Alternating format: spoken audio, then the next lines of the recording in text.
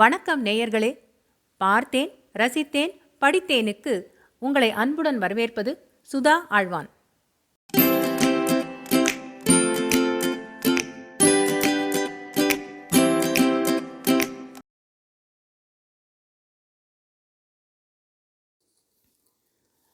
அமரர் கல்கியின் சாகித்ய அகாடமி விருது பெற்ற அலை ஓசை பாகம் 4 பிரளயம் அத்தியாயம் 31 பிழைத்த அகதி. குளிர் என்றால் இன்னதென்பதை அறிய வேண்டுமானால் டில்லியில் குளிர்காலத்தில் வசிக்க வேண்டும். கனமான கம்பளி சட்டைகளுக்குள்ளும் பஞ்சடைத்த ரஜாய் மெத்தைகளுக்குள்ளும் அந்த குளிர் புகுந்து தோல், சதை, இரத்தம் இவற்றை ஊடுருவிக் கொண்டு சென்று எலும்புக்கு உட்புறத்திலும் புகுந்து பனிக்கட்டியைப் போல சில்லிடச் செய்யும் சக்தியுடையது. 1948 வருஷம் ஜனவரி மாதத்தில் டில்லியில் வழக்கத்தை காட்டிலும் அதிக குளிராய் இருந்தது. நாட்டை விட்டு, ஊரை விட்டு, வீட்டை விட்டு, உற்றார் உறவினரை விட்டு ஓடி வந்த 2 லட்சம் அகதிகள் டில்லி மாநகரின் வீதிகளிலும் சுற்றுப்புறங்களிலும் குளிரில் விரைத்து கொண்டு கிடந்தார்கள். அவர்கள் உடம்பு குளிரில் நடுங்கிக் கொண்டிருந்ததே தவிர உள்ளம் கொதித்து கொண்டிருந்தது. ஒவ்வொரு அகதியின் இருதயத்திலும் கோபத்தீ கொழுந்துவிட்டு எரிந்தது. அந்த தீ டில்லி நகரில் உள்ள 10 லட்சம் ஜனங்களின் இருதயத்தையும் பற்றி எரித்து கொண்டிருந்தது. அந்த கோபத்தீயை அணைத்து சாந்தம் உண்டு பண்ண ஒரு மகான் பிரயத்தனப்பட்டு கொண்டிருந்தார். மாலை 7 மணிக்கு ஜந்தர் மந்தர் சாலையில் ஒரு மோட்டார் வண்டி மூடுபனி படலத்தை கிழித்து கொண்டு விரைந்து சென்றது. சாலையின் வண்டிப்போக்கு வரவோ மனுஷர்களின் நடமாட்டமோ அதிகம் இல்லையாதலால் மோட்டார் ஓட்டுவதில் ஜாக்கிரதை தேவையாய் இருக்கவில்லை. ஆனால் இது என்ன? திடீரென்று ஒருவன் குறுக்கே வந்து விழுகிறானே! கடவுளே! பலமாக பிரேக்கை போட்டதில் கார் கர் புர் என்ற சத்தத்துடன் மோட்டார் நின்று ஒரு குலுங்கு குலுங்கிற்று. அந்த மனிதன் ஒரு மயிரிழையில் தப்பினான். அட பாவி! சாலை ஓரத்தில் உள்ள நடைபாதையில் நடந்து போகக்கூடாதோ? பஞ்சாபிலிருந்து வந்து குவிந்திருக்கும் அகதிகளில் ஒருவனாய் இருக்க வேண்டும். வேணுமென்று உயிரை போக்கிக் கொள்வதற்காக வந்து விழுகிறான் போல் இருக்கிறது. நின்ற மோட்டார் வண்டியிலிருந்து 2 இறங்கினார்கள். ஒரு புருஷன், ஒரு ஸ்திரீ. அவர்கள் சௌந்தரராகவனும் பாமாவும் தான். விழுந்தவனுக்கு ஏதாவது காயம் பட்டிருக்கிறதோ என்று பார்ப்பதற்காக அவர்கள் முன்னால் சென்றார்கள். அதே சமயத்தில் கீழே விழுந்த மனிதன் எழுந்து நின்றான். அவன் உடையினாலும் தோற்றத்தினாலும் ஒரு பஞ்சாப் அகதியைப் போலவே காணப்பட்டான்.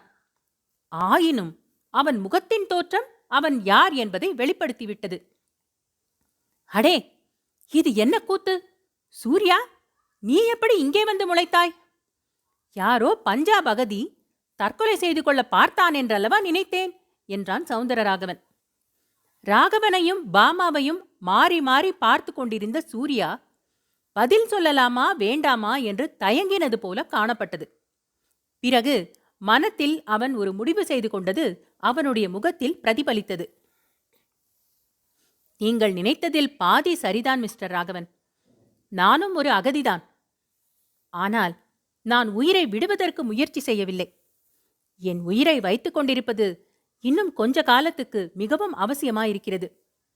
இந்த மட்டும் என் பேரில் உங்கள் வண்டியை ஏற்றாமல் விட்டீர்களே, அதற்காக மிக்க வந்தனம் என்றான் சூர்யா. அதற்காக வந்தனம் தேவையில்லை. இந்த மோட்டாரின் துரிதமான பிரேக்குக்குத்தான் வந்தனம் செலுத்த வேண்டும். பரிகாச பேச்சு இருக்கட்டும். சூர்யா, இப்போது நீ எங்கே போய்க் கொண்டிருக்கிறாய்?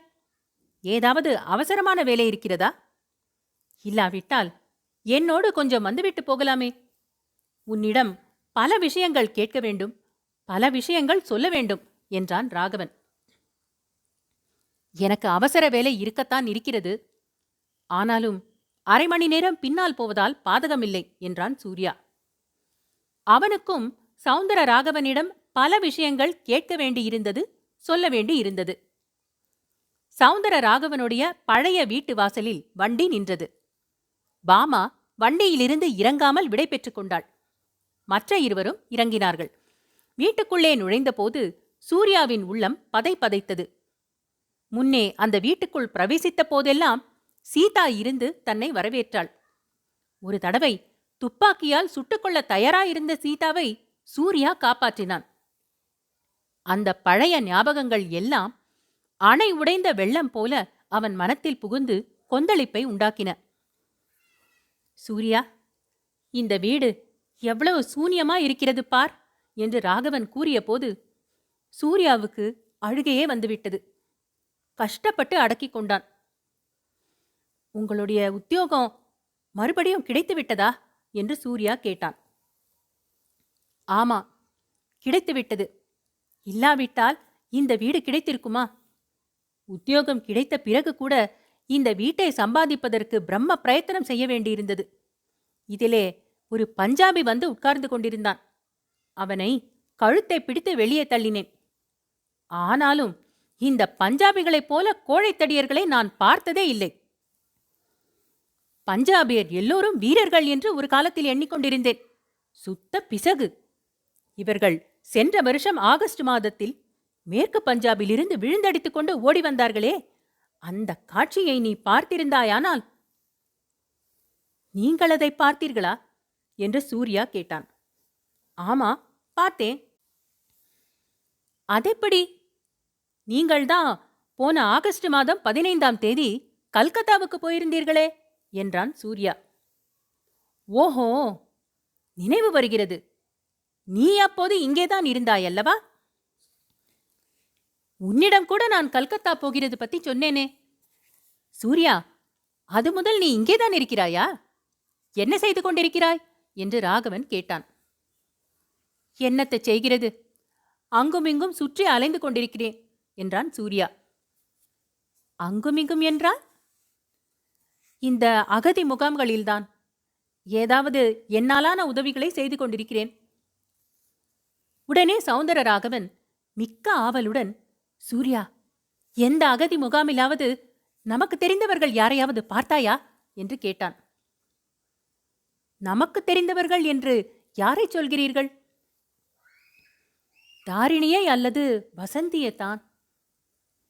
இல்லை மிஸ்டர் ராகவன், அவர்களைப் பற்றி நான் உங்களை கேட்கலாம் என்றல்லவா நினைத்து கொண்டு வந்தேன். இவ்வளவுதானா என்று ராகவன் பெருமூச்சு விட்டான். அவர்களைப் பற்றி உங்களுக்கு ஒன்றுமே தகவல் கிடைக்கவில்லையா என்று சூர்யா கேட்டான். அப்படியும் சொல்வதற்கில்லை. 2 மாதத்துக்கு முன்னால் ஒரு அதிசயமான கடிதம் வந்தது. அது தாரிணியின் கையெழுத்தில் இருந்தது. தானும் குழந்தை வசந்தியும் பத்திரமாக இருப்பதாகவும் கூடிய சீக்கிரம் வந்து சந்திப்பதாகவும் எழுதியிருந்தது. அதில் வேடிக்கை என்னவென்றால், கடிதம் சீதா பெயருக்கு எழுதப்பட்டிருந்தது. அதிலிருந்து சீதாவின் கதி தாரிணிக்கு தெரியாது என்று அறிந்து கொண்டேன். சீதாவின் கதி என்ன என்று சூர்யா கேட்டான். அவன் முகம் அப்போது ஒரு பெரிய ஆச்சரியக்குறியாக நீண்டது. அது ஒரு பெரிய சோகக்கதை சூர்யா. உலக வாழ்க்கையில் என்னைப்போல் துரதிர்ஷ்டங்களுக்கு உள்ளானவர்கள் யாருமே இல்லை. எண்ணெய் திரண்டு வரும் சமயத்தில் தாழி உடைந்தது போல் பல சம்பவங்கள் என்னுடைய வாழ்க்கையிலேயே நடந்துவிட்டன. அதிலும் கடைசியாக சீதாவை நான் இழந்ததைப் போன்ற துரதிர்ஷ்டம் வேறு ஒன்றுமே இல்லை. ஆஹா, பஞ்சாபின் ஹவுஷங்காபாத்தில் 1 வருஷ காலம் நாங்கள் எவ்வளவு ஆனந்தமாக வாழ்க்கை நடத்தி கொண்டிருந்தோம் தெரியுமா? அது கடவுளுக்கே பொறுக்கவில்லை. கடவுளை ஏன் இழுக்கிறீர்கள் ராகவன்? கடவுள் என்ன செய்வார்? என் தகப்பனார் கிட்டாவையரை உங்களுக்கு தெரியுமல்லவா? அவர் 3 பிள்ளைகளை பெற்று வளர்த்து பிறகு உங்கள் இஷ்டம் போல் வாழ்க்கை நடத்துங்கள் என்று தண்ணீரை தெளித்து விட்டுவிட்டார். அது மாதிரிதான் கடவுளும் செய்திருப்பார் என்பது என் நம்பிக்கை. இந்த உலகத்தையும் மனிதர்களையும் கடவுள் படைத்துவிட்டு உலகத்தை சொர்க்கமாக்குவதோ நரகமாக்குவதோ உங்கள் இஷ்டம் என்று மனிதர்களுக்கு பூரண சுதந்திரம் கொடுத்து விட்டிருக்க வேண்டும். ஆகையால் உலகத்தில் நடக்கும் காரியங்களுக்கு கடவுளை பொறுப்பாக்குவது நியாயமல்ல. போகட்டும், சீதாவை பற்றி சொல்லுங்கள் என்றான் சூர்யா. ஆகஸ்ட் 14 உன்னை நான் இந்த புதுடில்லியிலே பார்த்து கல்கத்தா போகிறேன் என்று சொன்னேன் அல்லவா?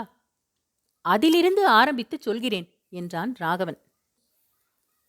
அத்தியாயம் 31 பிழைத்த அகதி நிறைவுற்றது. அன்பான நேயர்களே, இது போன்ற மேலும் சுவையான கதைகள் மற்றும் கட்டுரைகள் கேட்க பார்த்தேன், ரசித்தேன், படித்தேன் எங்கள் சேனலுக்கு சப்ஸ்கிரைப் செய்யுங்கள். பொன்னியின் செல்வன், சிவகாமியின் சபதம், பார்த்திபன் கனவு போன்றவை பிளேலிஸ்டுகளாக வரிசைப்படுத்தப்பட்டிருக்கின்றன. ஏனைய பிற கதைகளையும் நீங்கள் கேட்டு மகிழலாம்.